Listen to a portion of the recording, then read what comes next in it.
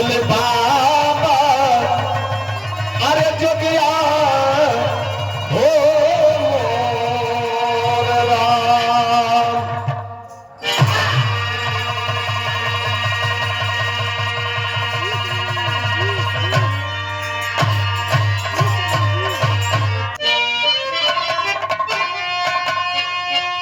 शब्द के अर्थ में सारी दुनिया बनी,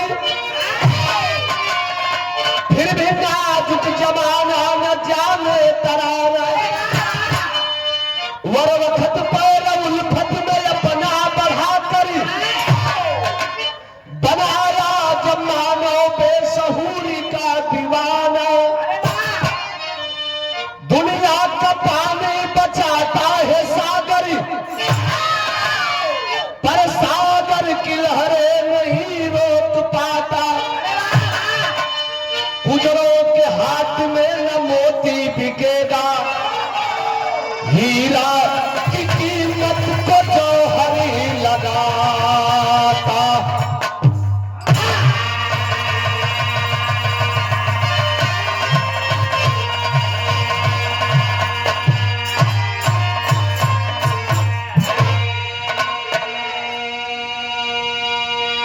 प्रधान जी ध्यान से बिरहा कानून लेने के बाद इतना समय में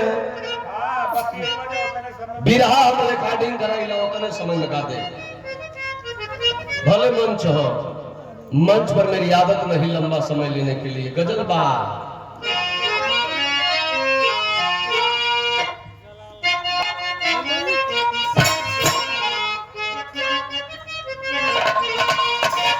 अरे कुदरत ने सनम तुमको,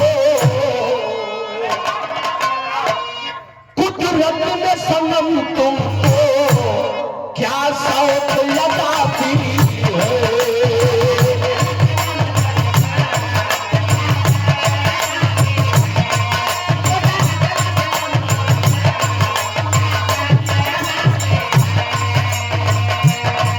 कुदरत ने सनम तुमको क्या शौक लगाती है।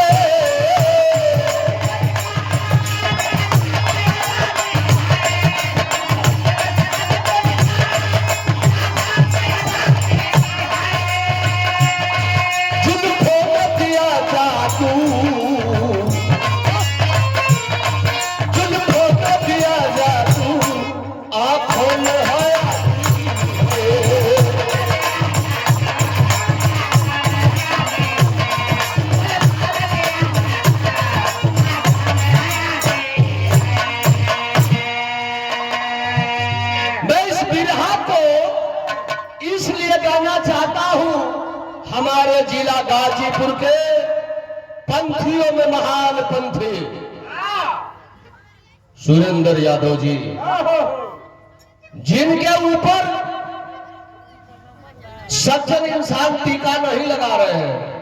कलम का टीका कौन लगा रहा है? विरोधी टीम वाले। अकलंकित कौन नहीं है? एक संत की कहानी मैं गाने जा रहा हूं, इसलिए गा रहा हूं कि दर्द है मेरे दिल में। 2 बिरहा मैंने पहले गाया था, MSP भोजपुरी चैनल पे एक बिरहा छुड़ा था, जो बिरहा जगत में सबसे आगे चल रहा है।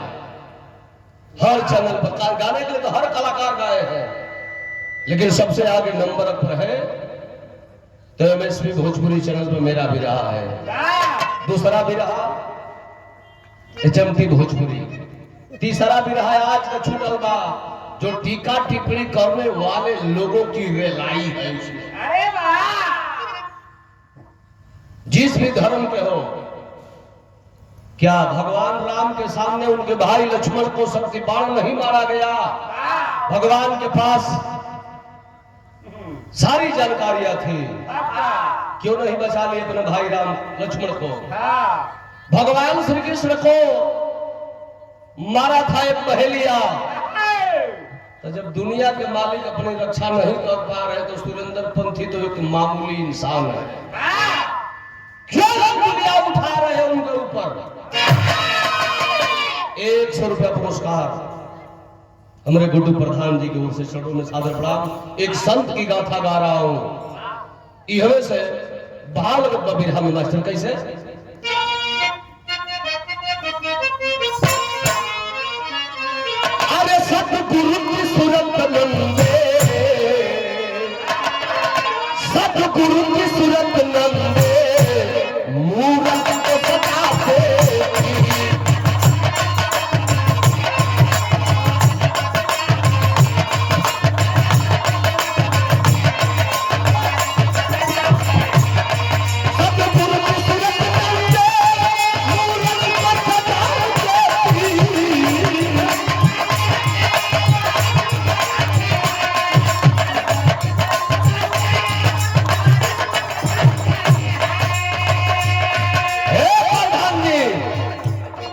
कितना है कहाँ पानी अरे कितना है कहाँ पानी वह था लगा देती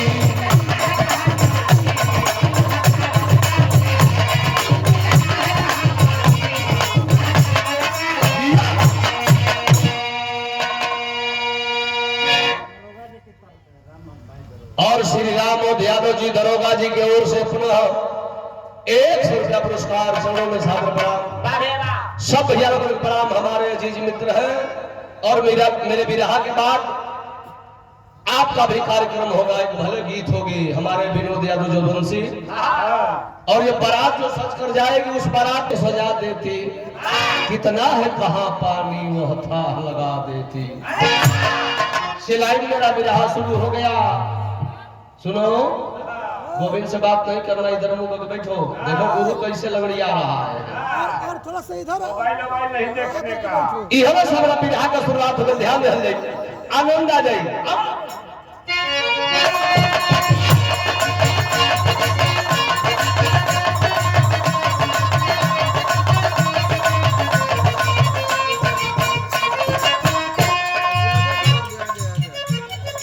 और विदेश यादव जी क्षेत्र पंचायत सदस्य के प्रत्याशी अब ध्यान रहे भाई शुरू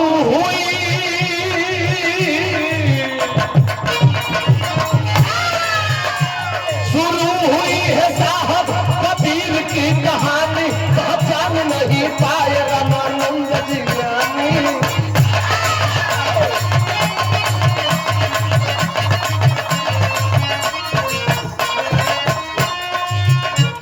कहे कबीर चेला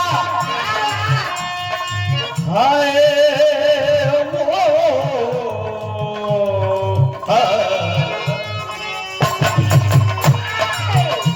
कहे कबीर चेला बनूंगा आपका पर ध्यान नहीं दिए वो किसी बात का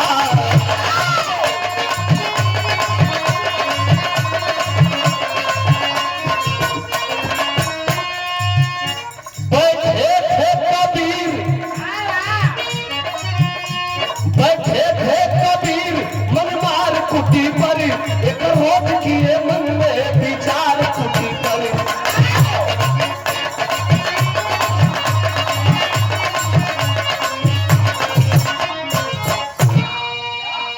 इस विरह को सुन लो खुशी असी बनारस की धर्मधारी धरती जो गाजीपुर जिला से सटे बनारस और बनारस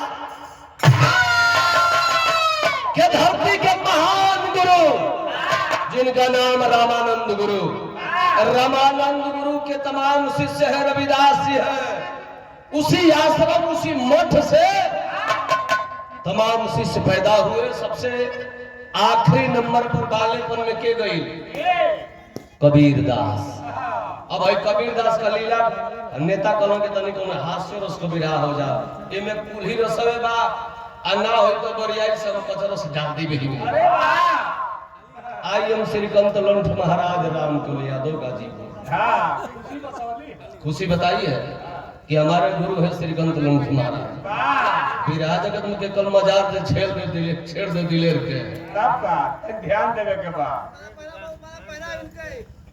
देखिए हमारे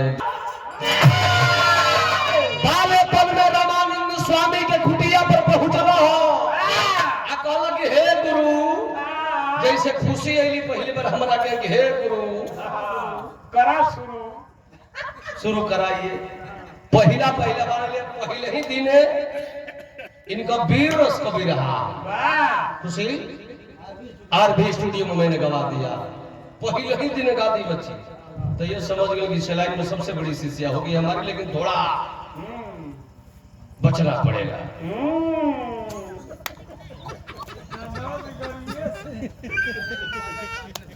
आखिरकार है बाबू हाथ जोड़ के कबीर साहब रामानंद स्वामी से कल के गुरुजी जैसे छोटका ही बबुआ आई लकल ए दुरुदी हम ते तेला बना ले कल तेला करे हमर तू खजड़ी जुड़ी ना लेके भगबे अल्लाह तू ना लेते भाव तू ना लेते भाव छोटा वैसे ना लगा हाथ जोड़ के कबीर साहब को हतन बड़ी के चक्का धूम लगल अरे वाह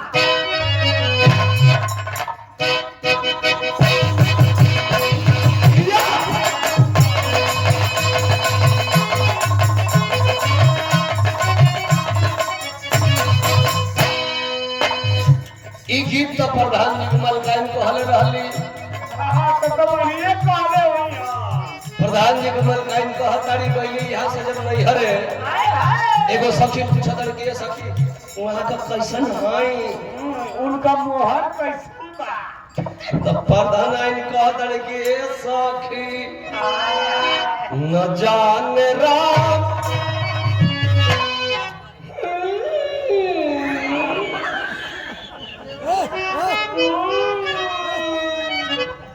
अरे न जान राम सैयद नदियो आले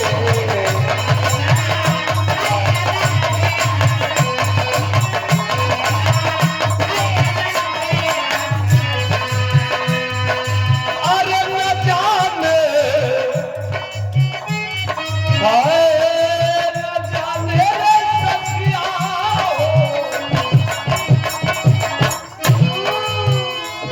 का कहिए सके खाली भीमपुरा में आरबी स्टूडियो पर हिला अरे न मान राम सैयद नदियो जाने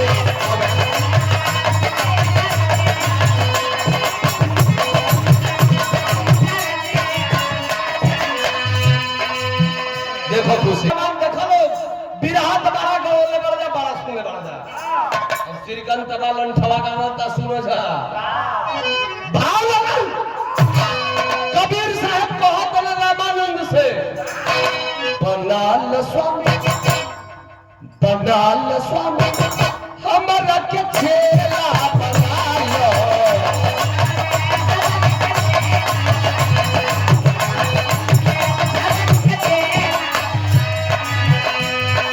अरे दास के दिल में बसा लो दास के दिल में बसा लो बनाल स्वामी हमरा के छेला बना लो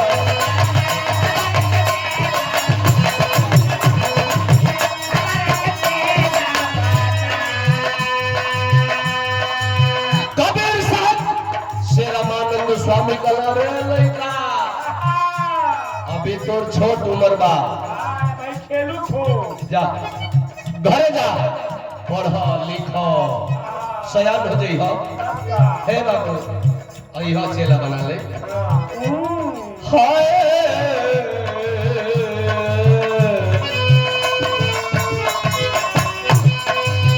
झर झर बरसे लगला रोवे कबीर साहब झर झर बरसे कबीर पे नजरिया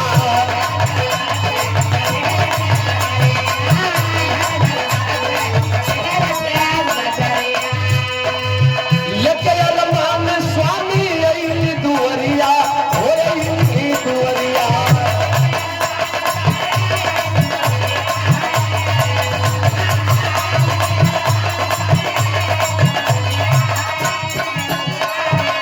उमेश भैया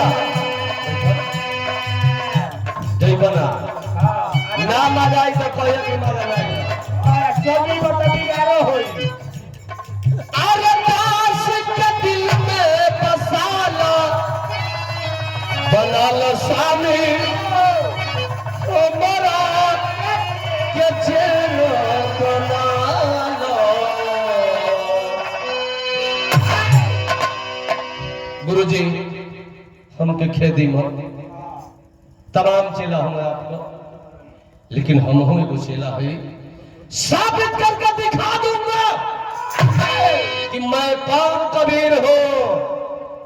हाथ जोड़ के कबीर साहब खड़ा हुए। तब रामानंद गुरु वही बनारस में कबीर साहब से को बात कर लगे, सुनो बाबू चेला बनबो जानो तड़ा आश्रम पर रहला पर काम धाम करे के पड़ी, भजन कीर्तन गावे के पड़ी।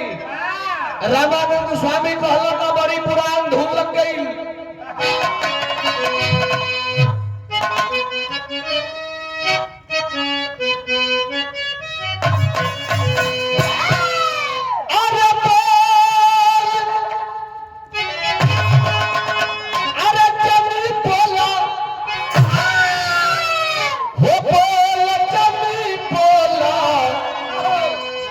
पपिहरा हरि का बोला लेकिन रामानंद स्वामी का लगे कबीर कीर्तन गाना पड़ेगा, भजन गाना पड़ेगा, मंदिर का साफ सफाई करना पड़ेगा। बड़ा लोग कहावत कही देला कि कबीर दास का उल्टी बानी बड़ी से कमर भीजे पानी। गबर भैया काहे विख्यात भइल लखा बिरहा में गावे जते बिरहा एगो ऐसा विधा बा कि जिस विरहा को एक नया संदेश मिलता है। होखे कलादल मंदिर पर अरे यार कुटिया पर हो यार कुटिया पर भजनिया हो लगल कुटिया पर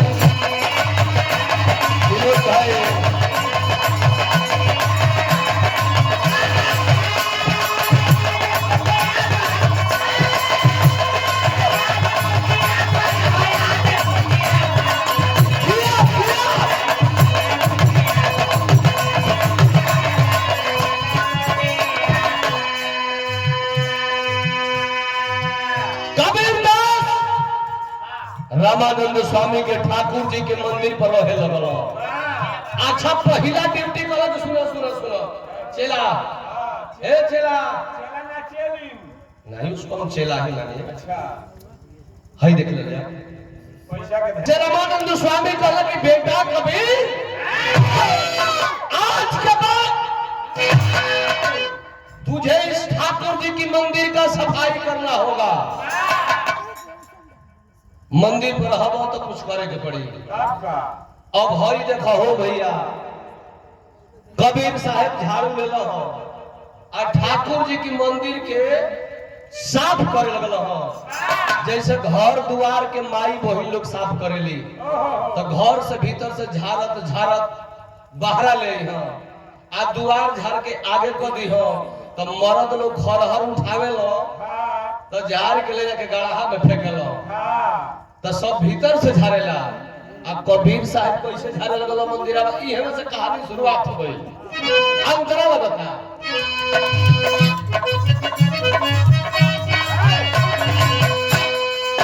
साँझ सवेरे लगले झाड़ू लगा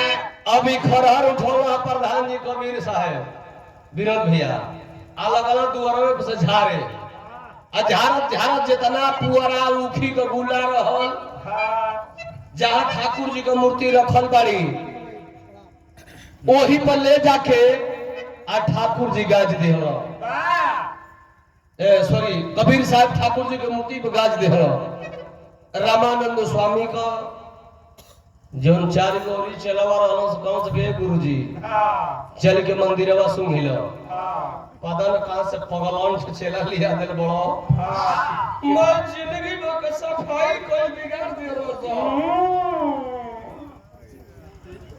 मैं कचरा भर डाला सोई मंदिर में चल के सुनी परीक्षा लेने के लिए रामानंद स्वामी मंदिर के पास गए धोती उठाए के चौकट से अंदर यही पैर डलन हो इतना बढ़िया सुगंध महकल मंदिर से कहला कि वाह वाह चेला कितना बढ़िया तुमने सेंट मार दिया है ये मंदिर गम गम गमक रहा है चारों चेलावा कम से हमने के भौक भौक बसाता मुझे गम गम गमक रहा है मतलब कोनो तंतरी घकाई ले कवरे इतना गुरुजी के फसावत हो रामानंद स्वामी का लगे चेला हरिकेश कहां सो गया पहला सवाल में पास हो गया अब तुम्हारे सामने मेरा दूसरा सवाल है अच्छा दूसरा का सवाल रामानंद स्वामी का के ले गलन तर्ज लगाई ई सुधीर वो सुधीर से कहले रहले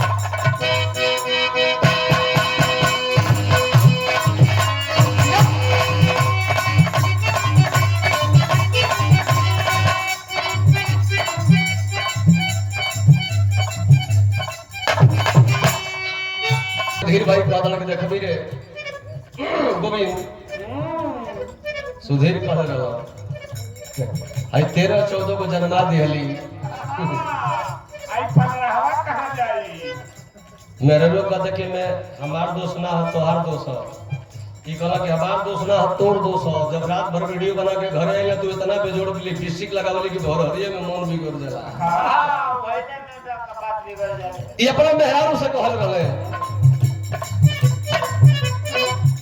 अरे मोर कमल दोस्त अरे मोर कमल दोस्त बतावा घरवाली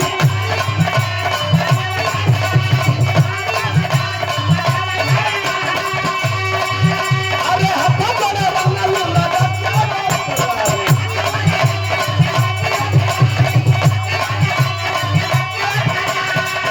भाई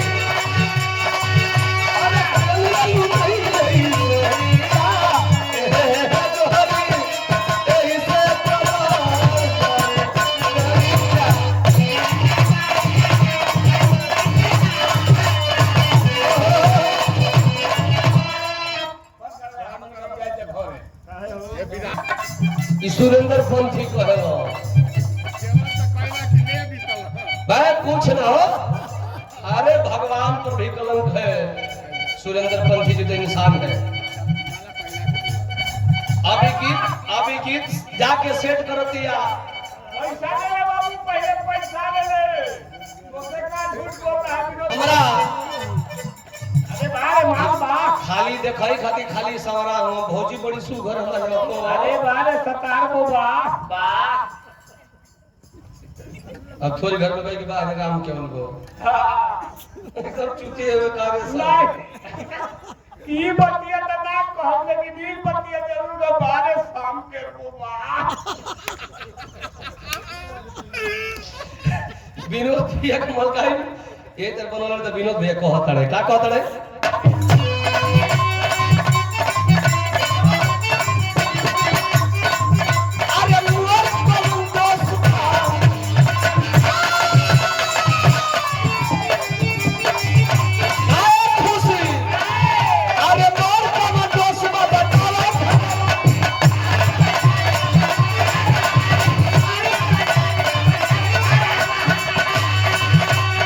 अरे हत्था बड़ा रंगल लगा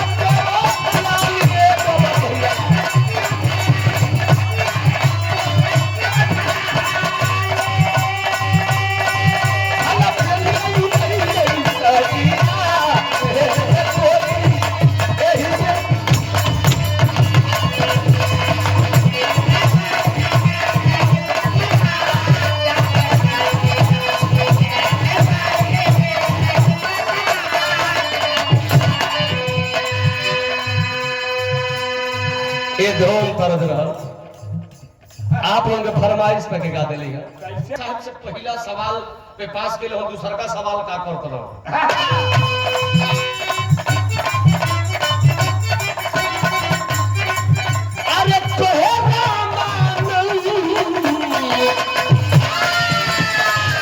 अरे तोहे रामानंद स्वामी झाड़ू जल लगावा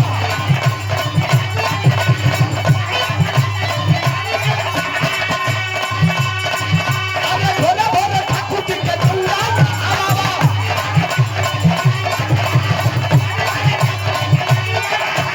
अरे बहुत कबीर के किनारावा हे भैया हे तले घुमा के पीछे नारावा है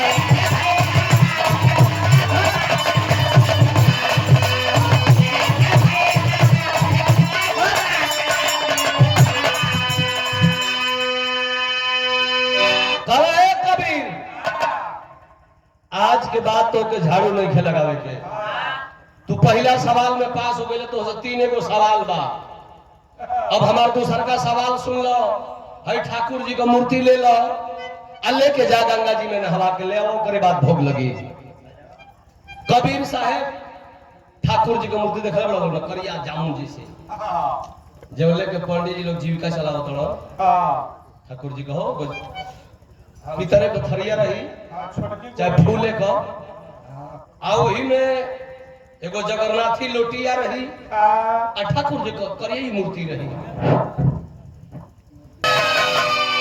लेके जा गंगा जी में नहवा के लेके आओ ठाकुर जी के मूर्ति के लेके गंगा जी के किनारे गइलो ह कबीर साहेब थरिया के धइलो ह नीचे मूर्ति गइलो हाथ में कहला कि प्रभु ये बुझाता कि तो के जड़वा में अरिये में नहवा देता ना सा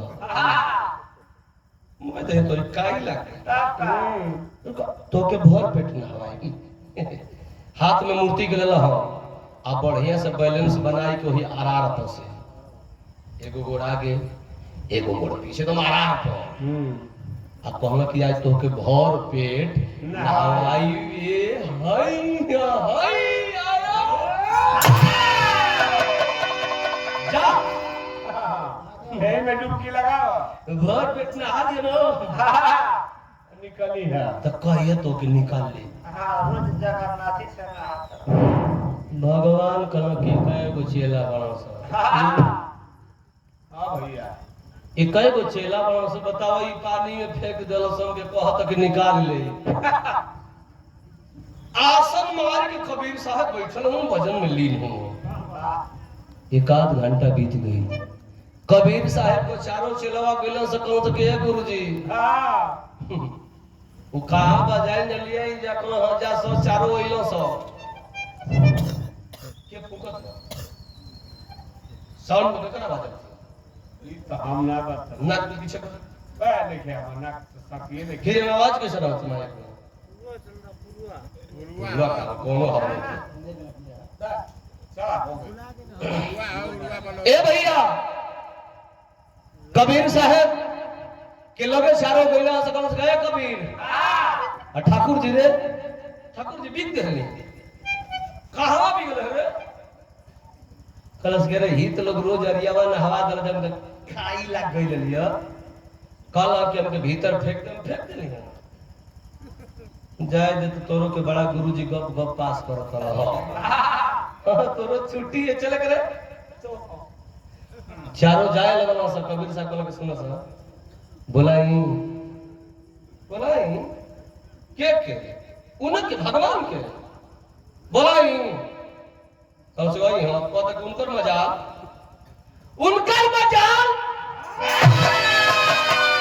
भगवान बड़े नहीं होते हैं भक्त बड़ा होता है सच्ची लगन होनी चाहिए अगर सच्ची लगन है और भक्त बुलाता है तो भगवान को नंगे पैर दौड़ कराना होता है हरिया वाले के कहलक हे प्रभु तुम्हारा में शक्ति होके कबीरवा में भक्ति होके बड़ा देसी घी का पूरी खैले बड़ा हरिया में जल्दी आवा तो लड़का ड्यूटी पर फेल हो जाए भगवान कहला कि फेंकतो बा बोलतो बा एक ऐसा चेला बा भगवान के मूर्ति पानी से ऊपर भइल, पवरत तैरत मूर्ति आई, पानी पर सटौलत थरिया थरिया में मूर्ति बैठ गई, लेके मंदिर को रावत रहा। ये कोई काल्पनिक कहानी नहीं गा रहा हूं। लेके मंदिर की तरफ जब कबीर साहब आवत रहा, चारों चेला भाग के आश्रम पा गए। सब कहो सर रामानंद गुरु से, गुरु जी जल्दी आश्रम का दरवाजा खोलो, हमनों को ढूकी जा, तू ढूको।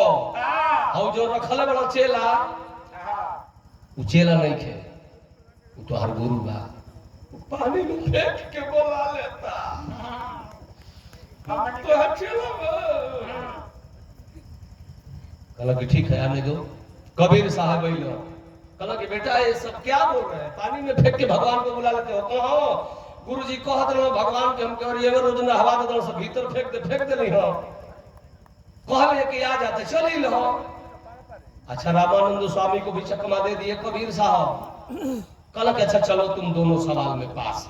अब आखिरी सवाल, हमारा बिरहा का आखिरी सवाल, तीसरा का सवाल रामानंद स्वामी करत रहे। तरज बदल गई भैया।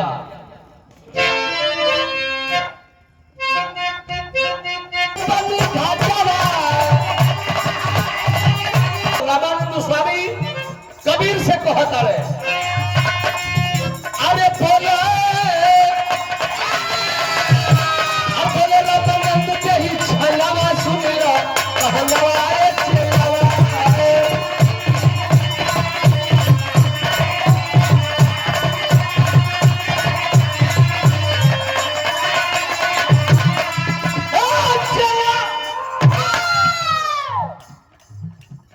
तीसरा सवाल सामने है, आप बिरहा सुनने वाला भैया लोग तो ध्यान दियो।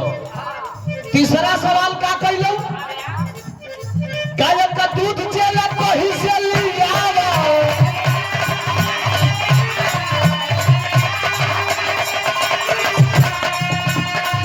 अरे दूधवे के बाद तू गंगा के नहावा।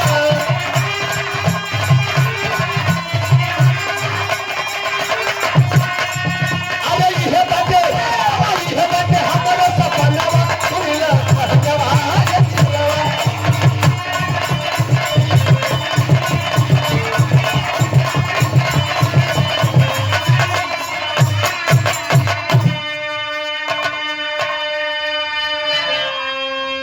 कल के कबीर दो सवाल में तू पास हो गया, तीसरा सवाल ये कमंडल ले लो और कहीं से गाय का दूध लेकर के आओ, उसी दूध से गंगा जी का स्नान होगा। दोपहरिया है, दोपहरिये में चाहिए। कमंडल लेके कबीर साहब लगलो काशी बनारस की धरती पर गाय का दूध खोजे। प्रधान जी गाय का दूध दोपहरिया में कहीं मिली ना मिली। बनारस की धरती पर गाय मिले तारी सब, छान के सोचत ना चरवाही में के दूध ले तो गाय साझिए सवेरे दुहैया से, दोपहरिया में क्यों दुहाई जरसी, जरा का 15-20 किलो दूध है, वो दोपहरिया में दुहात हो। आपका जब कर्सी सीजन हो, अब देसीला होई जो 1 किलो 1.5 किलो देत हुई तो दोपहरिया में को दुहत जंत्र का करी। अरे वाह शुक्रिया का मुंह बंद कर दिया। गायन के छान के आज सोचा था कि दू हिले कमंडल के दबाव से लाते मारो तो कबीर साहब भक्तन गिर जाए। गाय नहीं खींच मिले। अब कहा गई कबीर साहब गई काशी बनारस की धरती के सबसे पवित्र भूमि 80 घाट। 80 घाट गई हो, अपना दिमाग से देखो तो ना कि गाय का ठटरी पड़ल बा। गबर भैया गाय का ठटरी बनारस में 80 घाट पड़ल हो। कबीर साहब के देखा ये से भक्ति शुरू बा। एक मुठा दूब घास नोच के वो गैया की ठटरिया के मुहवा के धरत हो। हे गौ माता, हिंदू धर्म में सबसे पहले आपन माई आवेले आ दूसरे नंबर पर गौ माई। अगर तोहरा में माई कौन सोखे, हमारा में बेटा कौन सोखे। तोहरा में शक्ति होखे, कबीर में भक्ति होखे। तो हे मैया, हे ठटरी, खड़ा होके गाय बन जा। एक कमंडल में दूध दे दो हो माई, नहीं तो तुम्हारा बेटा तीसरा सवाल में फेल हो जाए। कबीर साहब जैसे भजन कैलन हो, गैया का ठटरिया गाय बन गई। कबीर साहब कमंडल के दबौला हो, ठगुना में लगना गर गर दूहे। आ तबले सड़सा लहले रामानंद स्वामी पहुंचलन ह, जाई के पीठी पे मारत न एक सड़सा। कबीर सही सही बताओ, तू है कौन? तू कौन है? कहला कि गुरुजी हम आपका चेला है। कहला तेरे करे ही ठटरिया गाय कैसे बन गई है? रोज ठटरी पर लिया। कहला गुरुजी आप ठटरी के बारे में पूछिए, आपके दूध चाहत रहो, आई दूध ले या हमके जल्दी पास करें। सामने गुरुजी जल्दी पास करें। चलाइन तो और बहुत बड़ी, लेकिन हमके पास करें। चेला के देखी चलाइन पर बड़ा ध्यान। हाँ, बड़ा ध्यान में चश्मा लगा के। ऐसा ही रामानंद स्वामी से कबीर कहता कि गुरुजी हमें पास करिए, आपका तीनों सवाल पर मैं खरा उतर गया। अब बिरहा सुने वाला भैया लोग, तीनों सवाल में कबीर साहब के रामानंद स्वामी पास कर दिया। अब लड़कैया हो गई खत्म, जैसे भैया का लड़का बना सब इहो जवान भैया सब। कबीर साहब जवानी में आ गए, रामानंद स्वामी को ओल्हा नहीं आ गई। तो सिपाही जी जवानी का पानी सबकर खतरनाक हो गया। कबीर साहब के जवानी में वो बहुत बढ़िया भारत पत्र हो गए। का तेरी में लिखल गई,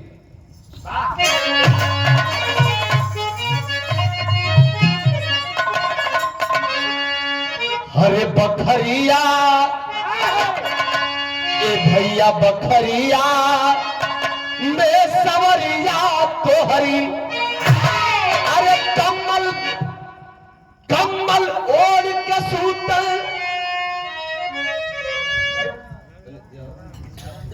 कम्बल बिछा के है। मास्टर कहाँ से बजा रहे हैं यार? वाह वाह वाह, सही से बजाइए इसको, सही से बजाइए इसको।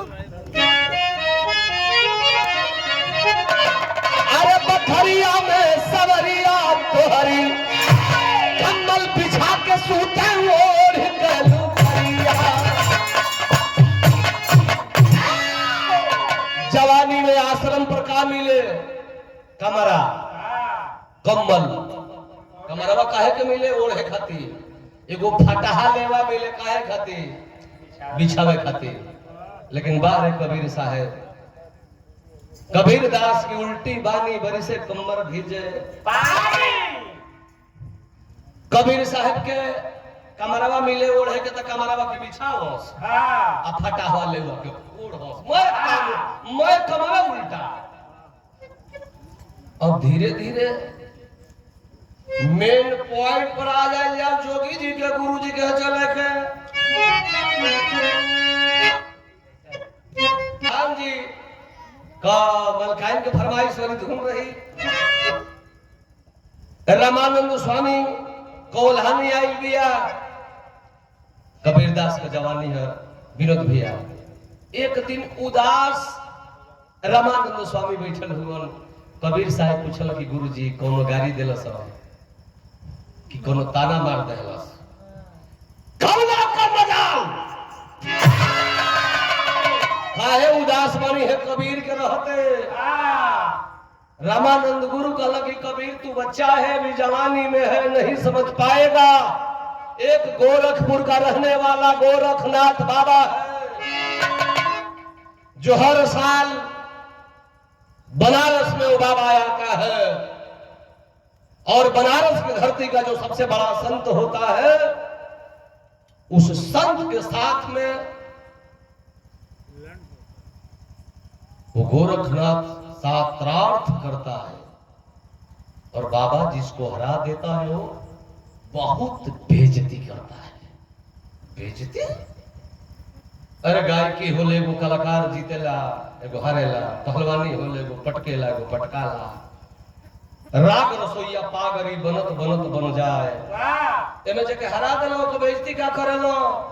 कल कि जो हम लोग संत लोग तुलसी का माला पहनते हैं, वह गोरखनाथ बाबा उस माला को खींच करके दांत से दबाकर फोड़ देता है। जो हमने का चंदन का टीका लगावे न त्रिपुंडी जिभिया निकाल के भरल महफिल में गोरख बाबाओं के चाट दवा से बढ़िया एगो संत का अपमान का हो सकेला। चलो हो गुरुजी तब तो हम लोग तनकी सुख चंदन लगावे लो जा हम भर नहीं लगाई चाटो तो हम लोग छोटी चुकी तुलसी का माला पहले लो जा हम आम की डढ़ान का माला पहले बड़े बड़े गुड़िया वाला देखी तो केनी से काटे लगे बेरी सातार थम करब जैसे आज डेट रहल कि बिरहा हुई 24 मई के ऐसे ही डेट पड़ गई कि गोरखनाथ से और कबीर से सात्रार्थ होगा बनारस में। वही मेन कार्यक्रम के दिन भाई लगा के तरज लग गई मास्टर बिगड़ जाई। गोरखपुर से गोरख बाबा चलल बड़े बनारस में मेन गेट बनल बा वही गेट पर आके कबीर साहेब धोती कुर्ता कुल निकल रहे हो का पहन ले हो रामदेव बाबा वाली 2 इंची का लंगोटिया आप भर दही चंदन पिसवाई के 5 किलो चंदन को लकड़ी भर दहिया लेवन कैले बड़ा आ एगो गुड़िया वाला माला ना ए सुग्रीवा लोहार से आम के डाढ़ी कटवा के कबीर साहब गेटवा पर सिपाही जी कलाकार का कदर नहीं करेंगे बैठिए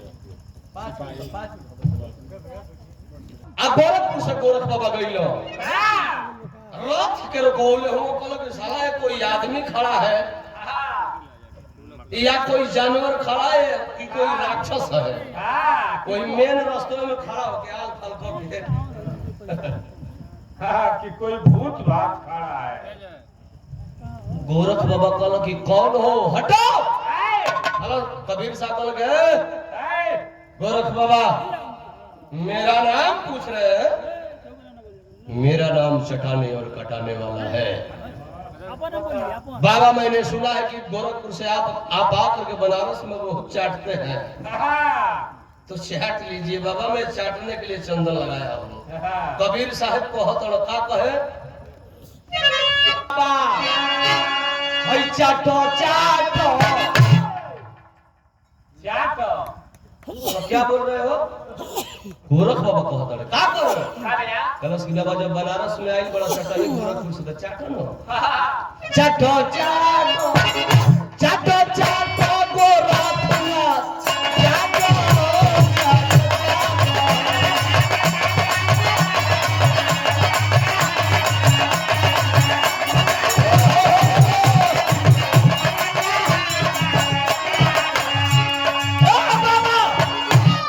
ऊपर चाहे नीचे चाटो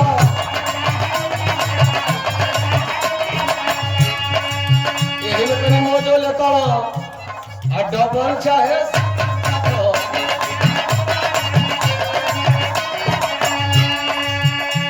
हाय मन करे तो तवे से काटो चाटो चाटो चाटो चाटो तो रखना चाटो हो चाटो चाटो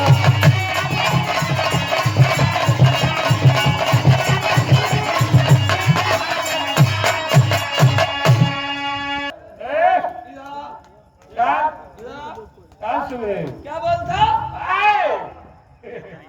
चाटने की बात बोल रहा है गुस्सा में लाल गोरखनाथ बाबा कबीर के धोके लगल घिसिरावे घिसिरा के लेके मंच पर गइलन हम भी जानते हो मेरा क्या नाम है कबीर साहब कहल कि हां गोरख तो हो गोरख बाबा हो जानत है तो क्या चटाने की बात बोल रहे हो कहल कि चंदन सुन लो बाबा बहुत चाटीला कहल कि जानते हो किसका चंदन चटता हूं जिसको भरी महफिल में हराता हूं उसका चंदन गोरख बाबा कहा कि कभी आओ आओ सामने आओ मंचवा पर लेके गइलो हो आप त्रिशूलिया उठा के वही मंचवा पर खड़ा दे मैं खबरा सीधा टेढ़ कर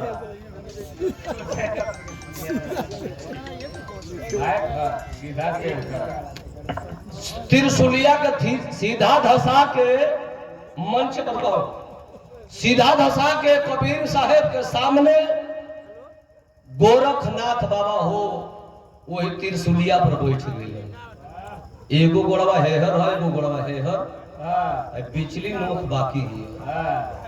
जनगणास की सीधाई को कबीर साहब सोचो कि अरे यार यही समय सधुइया कुल डरा जात हो साधु लोग। अब भाई बाबा बतावत त्रिशूल पर बैठ गया तो दू गोली का तो नोखिया टेढ़ है ठीक हो, ये बिचली वाली जो है इसको तो कंड कर देना चाहिए। ओहो यही से हमारे गुरु जी डराते रहो, ऐसे कि कब बसवरियों पर नहीं चढ़ता। देखिए जा कबीर साहब मेन पॉइंट पर कुछ लोग विरोध को ध्यान दे ले हो जी कहाँ गए? हाँ त्रिशूलिया पर देखा भैया ध्यान दे ले एक नंबर। पहले न देखती रहो, चलो हम देखती रहो कौन ए भैया त्रिशूल पे बैठे लोग कबीर साहब को लगे हो हमारे गुरु जी का वो बसवारियों का नाचो है बाबा त्रिशूल पे बैठल बा, मगौला काचा धागा लेवा सी वाला डोरा हथवा में लपेट के 5-6 हाथ ले लम सम लपेटलो के तूर के अच्छी कबीर साहब जब धागा यही तो मुंह के इतना ऊंचा पर खड़ा भई तो कबीर साहब तनी जीवनी सुनलो वो धागावा के पलही पे जाके बैठल कहला कि गोरख बाबा बरोबरी में कहत ना तो त्रिशूल बहाव। गोरख बाबा त्रिशूलिया पर कहत ना कि हमारी त्रिशूल तो उतना ऊंचा नहीं जा पाएगी, कहला कि ना पाइबे तो लो नीचे में से चाटी लो। जब बनारस में चटही आई बड़ा लो चाटी लो।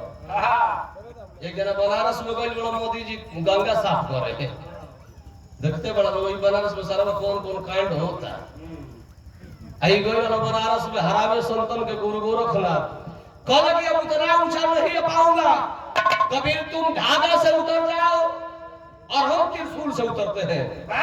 चलो गंगा घाट पर। अब पानी में छुअल हुई, अब दोनों लोग गए गंगा जी घाट पर। कबीर साहब पूछल कि पहले पानी में तू कूद रो गोरख बाबा कि हम कूदी, कहला कि नहीं पहले हम कूद रहे हैं, हमको तुम पकड़ लो। पापड़ के भाव लगे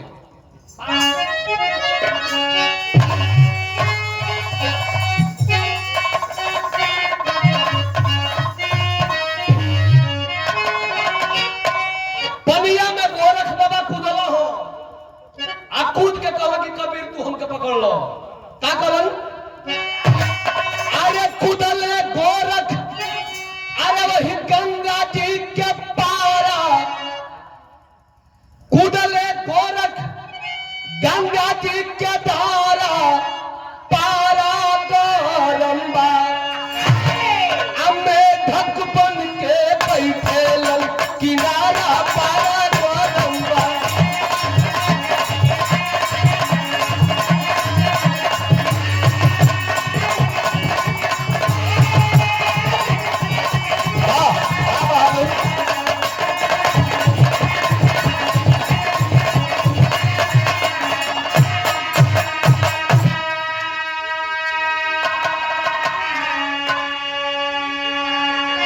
गोरख बाबा हाथ मिलौला के आ गंगा जी में वही आराम पर से कूदल हो आ कहला कि कबीर है तेरे में पावर तो मुझे पकड़ लो, पकड़ लेगा मैं हार जाऊंगा। गोरख बाबा पनिया में कूद के आ कहला कि ढेर भीतर जाई तो घर यार धले हो ऐसे बढ़िया हच देले कूद के आ गच देले में ऊंची बन गया। अब मेंची बन के तनी भीतरा जाके आ ए तरह आके अरियावा 5-6 गो छोटे छोटे मेंची देखल तीरवा बैठली सब ओई तीरवा में मेंचियन में बैठ के गोरख बाबा ताकत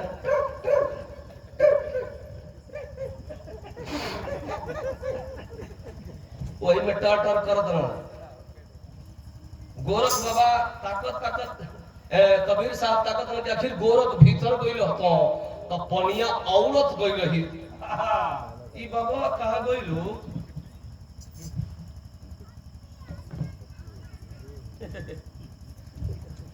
धैला गोरख रूपी में ऊंची का टंगरी कबीर साहब कहा कि बोला छोड़ दे बोला गोरख हुआ कि ना कही देव कि ना तो दो के दोनों टंगरिया घींच दी बच्चे देने फटे देगा आ नहीं तो उठा के पटका टंगरी धो के हिलावत रहे कबीर कहत रहे अरे पकड़े पैर कबीर साहब बोले तब खुशी आई हो अरे जल्दी बोलो गोरख ना तो पटक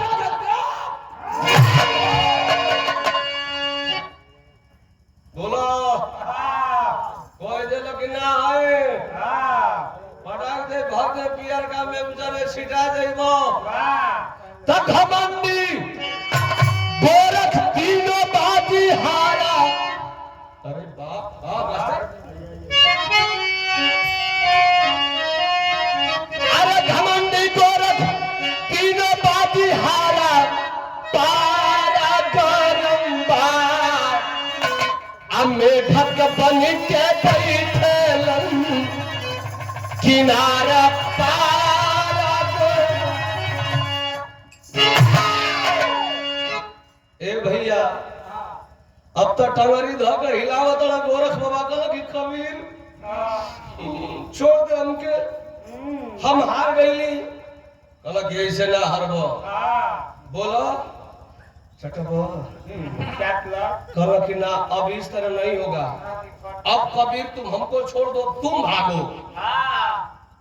अब तू पानी में भागो अब तो होके ना हम पकड़ ले तो समझो कि हार गए। कबीर मन मन कहतन कि 12 बज रुपए है अरे मर्दवा कितना बेर हर बदू बेर हर 30 रुपए कहां लास्ट कबीर साहब कहला कि तो चल हाथ मिलाओ आ कबीर साहब पनिया में कूदना पनिया में कूद के पानी बन गए। कबीर कोई छोटा नाम नहीं है गंगा जी के पनिया में कूद के पानी बन गए। कहलो कि पकड़ल करो तो खानदान पकड़ी कबीर पकड़ाई अब वही पानी में कूद के गोरख बाबा